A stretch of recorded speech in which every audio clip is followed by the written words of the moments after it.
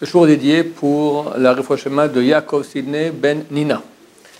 Donc on va parler un peu ce soir d'un sujet dont on a déjà parlé un peu ici, on a touché du bout du doigt, parce qu'on a parlé un peu des Segulot, c'est celui de la Kabbalah Maasit. La Kabbalah, c'est donc l'étude des voies de conduite de Dieu dans ce monde. Comment il agit, quels sont ces mondes, quelles sont leurs natures, quand on fait la mitzvah, quel impact ça a, comment ça fonctionne, toutes ces choses-là. Donc c'est une connaissance des mondes supérieurs, c'est très technique. Et voilà. Il y a dans la Kabbalah une partie qui s'appelle la Kabbalah Maasit, qui est très dangereuse, très cachée, et il ne faut pas jouer avec ça. Qu'est-ce que c'est? C'est l'utilisation des noms de Dieu pour faire des ma'asim. Ma'asim, c'est des actions. C'est très tentant, paraît-il. Ça marche, évidemment, mais les conséquences sont terribles. J'ai un cousin de ma femme, un Talmid Chacham, Porat Yosef, un bon garçon, très bien, il a étudié, c'est un grand Talmid Chacham, mais je sais qu'il étudie beaucoup de Kabbalah aussi. Et je lui ai demandé, mais tu dis chez quelqu'un de bien? Il m'a dit, ouais, le Rabbi Bachoula à l'époque a dit que lui, on peut compter là-dessus, parce qu'il y a des vrais profs et il y a des faux profs, il faut faire attention. Il y a la vraie Kabbalah, il y a, sur Internet par exemple, tu n'as que de la fausse Kabbalah, d'accord? Ça n'existe pas de la vraie Kabbalah. Kabbalah, c'est secret. Alors, Manioula Robinson a dit que c'était un très bon rave, et le pauvre, il a eu un problème dans sa famille assez grave. Pourquoi? Parce que quand il était jeune, il n'a pas résisté, il a fait un peu de Kabbalah Maasit. On utilise il y a des livres comme ça, enfin, il faut trouver, je ne sais pas où ça se trouve. Enfin, je raconte une petite histoire. Moi, je raconte maintenant quand j'étais jeune et Baal Tchouva, je sortais de l'armée, j'étais à la Yeshiva. J'ai un oncle, j'ai beaucoup d'oncles et tantes, mais il y en a peu qui sont restés religieux. Et à l'époque, c'est la grande vague de quitter, il y a 50 ans, 70 ans, c'est la grande vague de quitter la Torah. Et j'en ai un qui a étudié à Ponovitch. Et on était un jour dans la maison de mon grand-père. Et il me dit, monte au grenier là-bas, cherche un petit Sefer Torah comme ça que j'ai besoin. Mon grand-père était assez riche, il avait un petit Sefer Torah comme ça coûte 50 000 €. Tout comme ça, c'est bien, c'est portatif. On va à l'hôtel, tu as collé la Torah, on peut faire lecture de la Torah, c'est un vrai, d'accord, mais c'est écrit en miniature. On me sort de l'armée, tac, tac, je monte, je rentre, je commence à fouiller, puis du coup, je vois une enveloppe. Vous savez, à l'époque, il y avait les papiers de développement photo, une enveloppe noire comme ça, fermée, et c'est marqué dessus Kabbalah Maasit. Je lui dis, qu'est-ce que c'est ça? Alors il saute comme ça, c'est pas pour toi. Et il l'a mis dans sa. Quand on a un Baal Tchouva, c'est très intéressant. C'est super. Heureusement qu'il ne m'a pas laissé.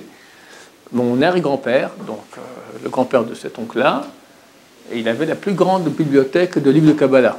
C'était un grand féru de Kabbalah. Je ne sais pas si c'était un grand kabbaliste, en tout cas, c'est un grand féru de Kabbalah. Il a étudié bien sûr aussi. Il a la plus grande bibliothèque de livres de Kabbalah, et dont presque tout a disparu aujourd'hui, les gens ont piqué, les gens ont perdu, enfin bref. Et donc il y avait aussi des bouquins de Kabbalah Maasit. C'est donc en fait faire toutes choses de combine, devenir invisible, téléportation. Comment tu te retrouves maintenant à Hawaï, aller, j'en fume maintenant de quoi? Noix de coco. Allez, je me retrouve au Zimbabwe, hop, je prends une noix de coco, je reviens ici, je mange ma noix de coco, d'accord, c'est super sympa de faire des trucs comme ça. Et beaucoup d'autres choses de ce type-là, en utilisant carrément les noms de Dieu. Pourquoi c'est interdit? Qui es-tu, toi, petit moustique, pour utiliser Hachem? Quelque part, tu fais des conjurations, tu obliges ces forces divines, ce sont des forces divines, c'est des anges, des choses comme ça, à te rendre service. Alors, elles, vu que tu les appelles et tu fais la procédure qui fonctionne, elles sont obligées d'obtempérer, elles font ça. Mais après du ciel, mon cher ami, de quel droit? Tu as fait un chèque de 10 millions, il faut assurer maintenant. Et qui on est? Nous, on n'a rien, on est des nuls. Et donc, les conséquences sont terribles.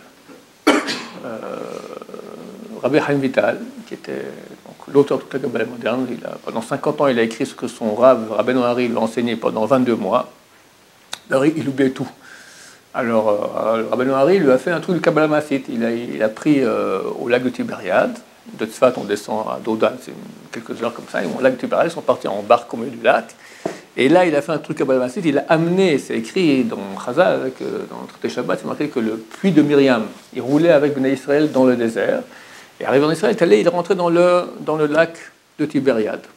Alors Rabbeinu Hari a fait un truc pour que le puits vienne vers eux, et il a donné de l'eau du puits de Myriam à boire Abraham Vital, comme ça, il n'oubliait absolument plus rien. Il est devenu mémoire photographique. D'accord? Tu vois, tout le Kabbalah, c'est inimaginable. C'est super compliqué, des tags, des trucs, des noms de Dieu et machin, tout ça. C'est une mémoire vraiment photographique. Et il a eu ça. Quelques dizaines d'années plus tard, il était ici à Yerushalayim, Rabbi Hamital, et le sultan, un beau jour, se balade sur l'esplanade du temple, là-bas, près de la mosquée d'Omar, et il entend un bruit d'eau, de rivière comme ça, sous le sol. Qu'est-ce que c'est ce truc-là? Il a amené le Rav des Yahoud, le Rav des Juifs. Et qu'est-ce que c'est ça? Et je ne sais pas. Écoute, mon cher ami, je sais que vous savez tout. Je te laisse 24 aussi. Dans 24 heures, tu ne me dis pas ce que c'est. Non, une technique convaincante. Alors, Rabbi Hamital, il a eu très peur. Alors, la nuit, il a fait rappeler un des noms de Dieu. Comme on prend un bambou qui fait 2 mètres, on prend un certain nombre de Dieu qu'on met sur un parchemin, qu'on enfile dans le bambou, on se met à califourchon. Et comme Harry Potter, d'accord, hop, il s'est retrouvé à Damas. Pas de téléportation. La même nuit, après qu'il ait fait ça, son maître, Rabbi Noiré, est venu en rêve, lui a dit « Tu avais utilisé des noms de Dieu, non mais ça ne va pas.